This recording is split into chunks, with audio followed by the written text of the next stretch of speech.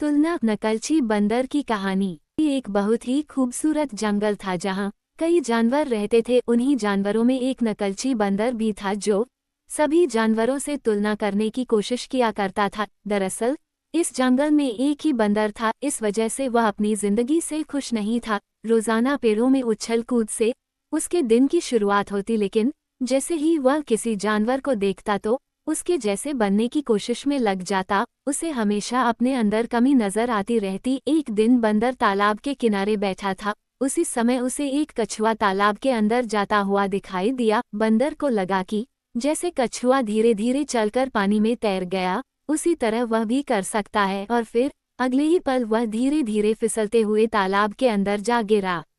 तालाब में गिरने से उसे तैरने में परेशानी होने लगी। जैसे तैसे करके वह तालाब के दलदल से बचकर बाहर आ गया, लेकिन इस घटना ने बंदर को अंदर से डरा दिया था। धीरे धीरे बंदर के अंदर निराशा आने लगी, क्योंकि वह किसी भी जानवर की तरह गुणवान नहीं था। दरअसल जंगल में सभी जानवरों की अलग अलग खासियत होती है, लेकिन बंदर अपनी क्षमताओं से बेखबर बाहरी दुनिया में अपनी काबिलियत तलाश रहा था।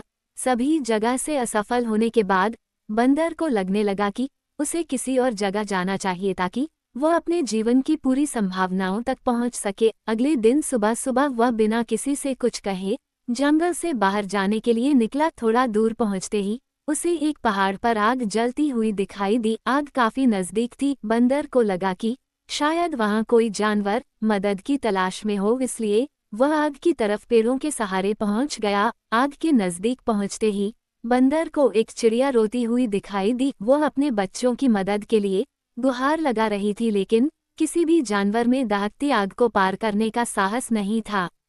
तभी बंदर पेड़ों के सहारे लटकते हुए चिड़िया के पास पहुंचा और उससे कहने लगा, मैंने तो सुना था चिड़िया हवा में उड़ सकती है, तो फिर तुम्हारे बच्चे क्यों नहीं उड़ पा रहे? चिड़िया ने बंदर से कहा, मेरे बच्चे अभी छोटे हैं, वो उड़ नहीं सकते और मैं भी उन्हें दूसरी जगह ले जाने में सक्षम नहीं हूँ। चिड़िया की समस्या सुनते ही बंदर उसकी मदद करने को तैयार हो गया। वो जोरदार छलांग लगाकर उसी पेड़ में पहुंच गया जहां एक घोंसले में चिड़िया के छोटे छोटे बच्चे मौजूद थे। बंदर दोनों बच्चों को हाथों में उठाकर चिड़िया के पास ले आया। अपने बच्चों को सुरक्षित देखकर चिड़िया खुश हो गई और उसने बंदर को धन्यवाद हुए कहा, मैंने इस जंगल के सभी जानवरों से अपने बच्चों को बचाने की फरियाद की थी, लेकिन किसी ने भी हिम्मत नहीं दिखाई। लेकिन तुम सर्वश्रेष्ठ शक्तियों के मालिक हो, जिसने इतनी भयानक आग में भी मेरे बच्चों को कुछ नहीं होने दिया। चिड़िया के मुंह से बंदर अपनी तारीफ सुनकर खुश हो गया।